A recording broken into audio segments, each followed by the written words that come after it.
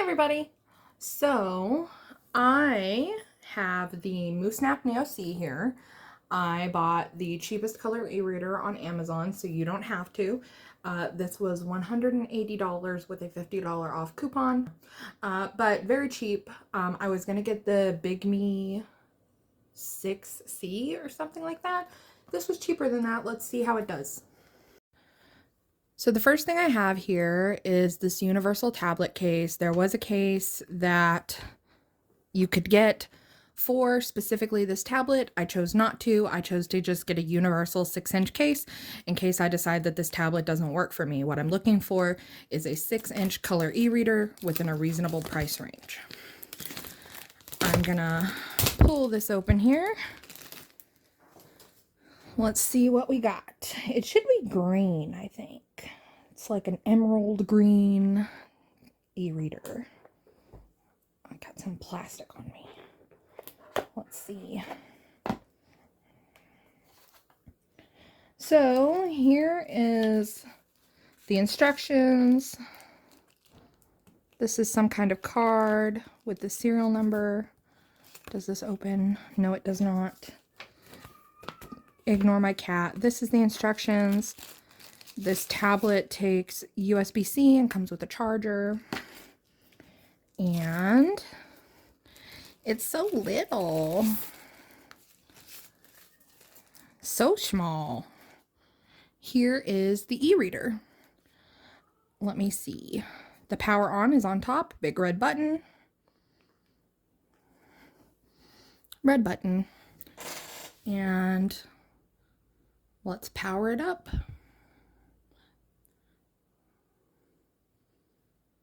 Are you powering up? Hello? Oh, you are? Okay. E-readers are not super snappy to power on. That's been my general experience with e-readers overall. English, next. Time zone. Ignore my cats. They like to fight each other.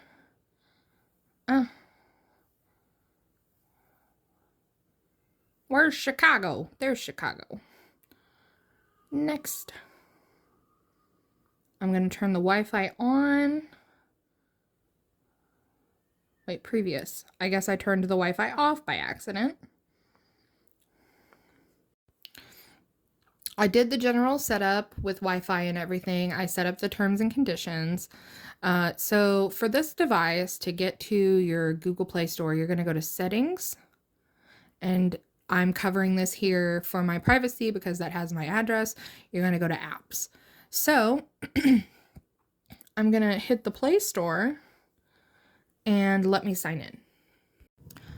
I'm currently running a system update on the tablet.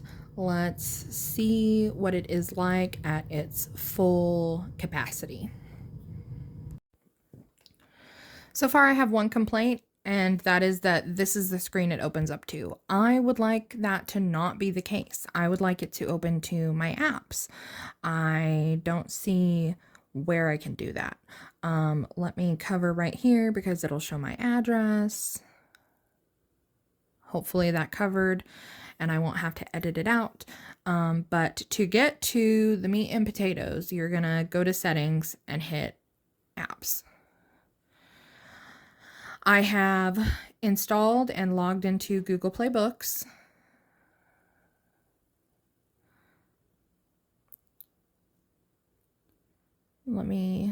It's not very fast to load, to be honest. It could be because I am hooked up to the slow internet. We have two routers, and I hooked up to the slowest one. So that may be a me problem. Let's see. So I was able to open Google Play Books. Let me go back so I can show you approximately how long that took to open. I once again have to cover my address, apps, Google Play Books. Pretty snappy once you get the initial load. So I'm going to download Heart-Shaped Box by Joe Hill. dismiss. I already know about this. Okay, so that opened pretty quickly. I believe what the issue was I had to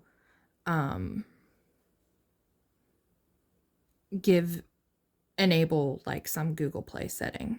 I personally use Google Play Books a lot.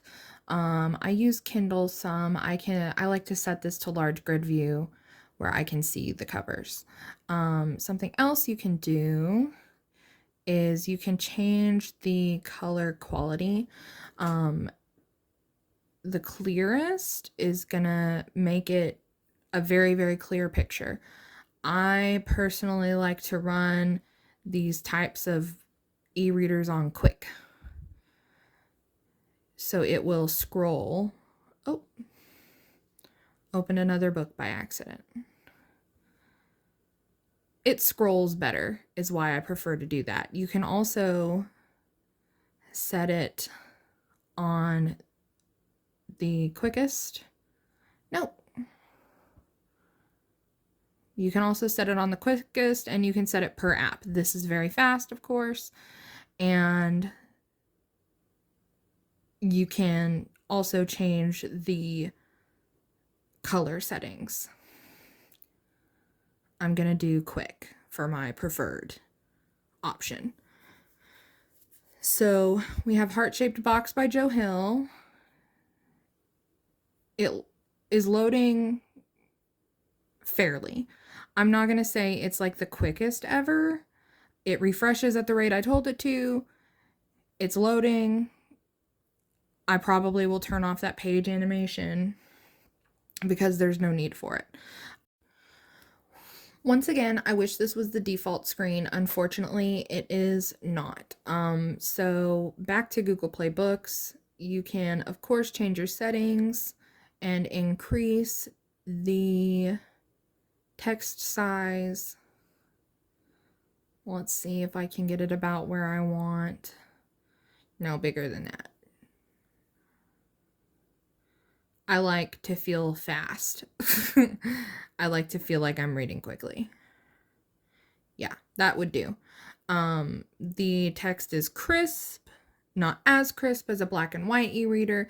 That is because, unfortunately, these devices can only reach a certain DPI due to the e-ink capsules being, switched to black and white and color. It can only reach a certain level of crispness. I am now going to open Kindle. I have one book downloaded, but let's just see how long it takes to install a book. My sister read this.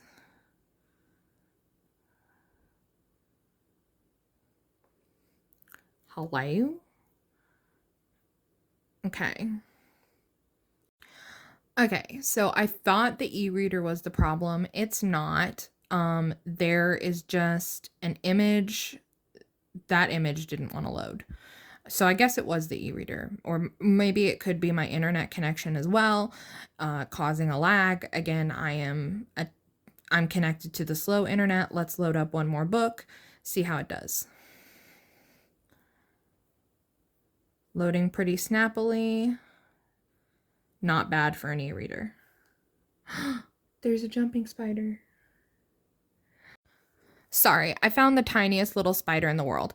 Those of you who have not used the Kindle in the app, you can adjust your font size by just clicking in the middle, and it'll pull up your settings. So that has loaded successfully. I want to, let's see. No, I don't want a screenshot. Cool that I can do that. I want to go back. It is loading fairly snappy. I'm not horribly mad at it. So here's the thing. This is going to meet my needs. I'm going to keep it. It was very cheap. It's going to meet my needs.